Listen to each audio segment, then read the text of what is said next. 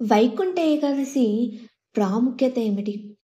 వైకుంఠ ఏకాదశి రోజు ఉత్తర ద్వార దర్శనం ఎందుకు చేస్తారు? ముక్కోటి ఏకాదశి పేరు వెనక ఉన్న పురాణ కథనాలు ఏమిటో ఇప్పుడు తెలుసుకుందాం రండి. ఏకాదశి అంటే 11 అనే అర్థం. అంటే 5 కర్మేంద్రియాలు, 5 జ్ఞానేంద్రియాలు, మనసు కలిపి మొత్తం 11. వీటిపై నియంత్రణ ఉంచుకొని వ్రత దీక్షను చేయడమే ఏకాదశి అని అర్థం. వైకుంఠ ఏకాదశి రోజు ఉత్తర ద్వార దర్శనం ప్రత్యేకత ఏమిటి? ఇప్పుడు తెలుసుకుందాం. మార్గశిర మాసం శ్రీ మహావిష్ణువుకి అత్యంత ప్రీతికరమైంది. ఈ నెల మధ్యలోనే ధనుర్మాసం ప్రారంభమవుతుంది. శ్రీ రంగనాథునిగా అవతరించిన శ్రీహరిని గోదాదేవి ధనుర్మాసంలో భక్తితో పూజించి తన భర్తగా పొందింది.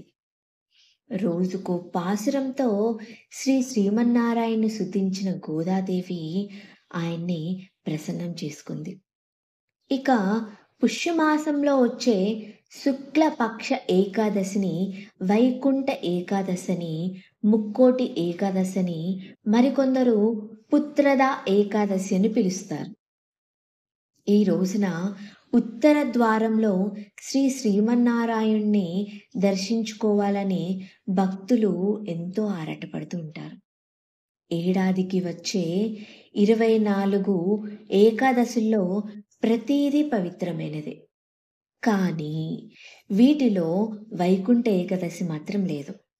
ఎందుకంటే మిగతా ఏకాదశులు చంద్రమానం ప్రకారం గణిస్తే వాటికి భిన్నంగా సౌరమానం ప్రకారం దీన్ని గణిస్తారు.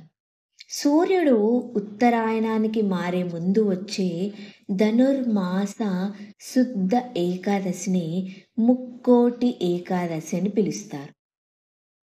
మరి ముక్కోటి ఏకాదశి పేరు వెనక ఉన్న పురాణ కథలేమిటి తెలుసుకుందాం. వైకుంఠ ఏకాదశిని, ముక్కోటి ఏకాదశిని స్వర్గ ద్వార ఏకాదశిని పిలుస్తారు.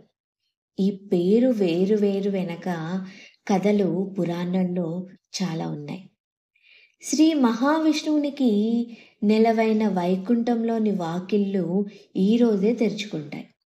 కాబట్టి దీని వైకుంఠ ఏకాదశి అంటారు.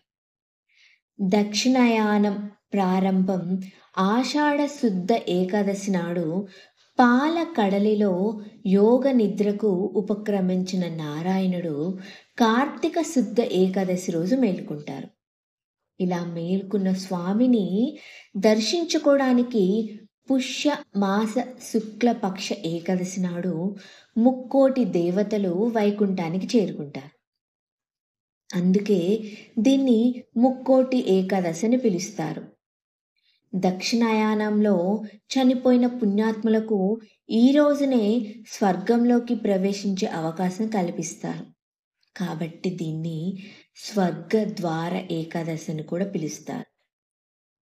కృతయుగంలో ముర అనే రాక్షసుడు దేవతలను, ఋషులను, ప్రజల్ని పట్టి పీడిస్తూ క్రూరంగా హింసించేవాడు. ముర ఆకృతాలను భరించలేని దేవతలు శ్రీహరికి తమ గోడు చెప్పుకున్నారు. దీంతో మురాసురుడు అనే రాక్షసుణ్ణి సంహరించడానికి శ్రీ మహావిష్ణువు బయలుదేరతాడు. తనని సంహరించడానికి శ్రీహరి వస్తున్న విషయం తెలిసిన మురాసురుడు సాగర్ గర్భంలోకి వెళ్ళి దాక్కుంటాడు.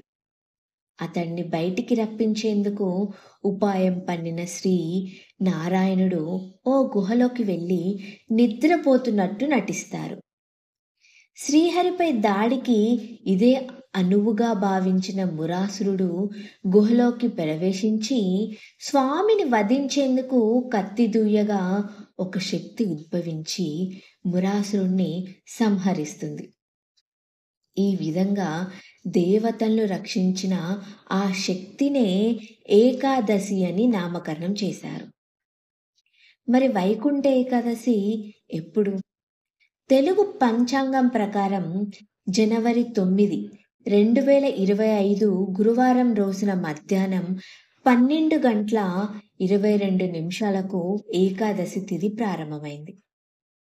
మరుసటి రోజు అంటే జనవరి 10, 2025 శుక్రవారం ఉదయం 10:19 వరకు కొనసాగుతుంది. ఉదయం తిథి ప్రకారం జనవరి 10న వైకుంఠ ఏకాదశిని తిథి జరుపుకుంటారు. ఈ పవిత్రమైన రోజున ఉపవాస దీక్ష ఆచరిస్తారు. తిరుమలలో జనవరి 10వ తేదీ నుంచి జనవరి 19వ తేదీ వరకు ఉత్తర ద్వార దర్శనం అవకాశం కల్పిస్తున్నారు తిరుమల తిరుపతి దేవస్థానం వాళ్ళు. Thank you.